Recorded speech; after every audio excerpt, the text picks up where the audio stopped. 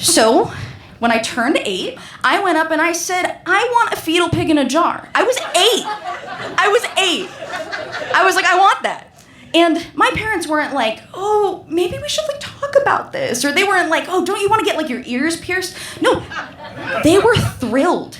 They give me this hermetically sealed box from Carolina Laboratories, and I was like, it's happening. And I open it up at the dinner table with all my family around, and I pull out a jar with a little fetal pig in it. Now, this pig was arguably far more disturbing than the one that I grew up looking at. This one was much less pig-like looking, and it was sunken all the way to the bottom of the jar in a literal fetal position. I could not have been happier. So I brought it to my 2nd grade class the next day, and I was like, guys, look! And it sat on my desk for almost a decade. But over those years, it moved to a higher shelf, and a higher shelf, and a higher shelf, because my friends would never let me live this down. Like, I could never get away from the whole, like, I have a fetal pig in a jar thing.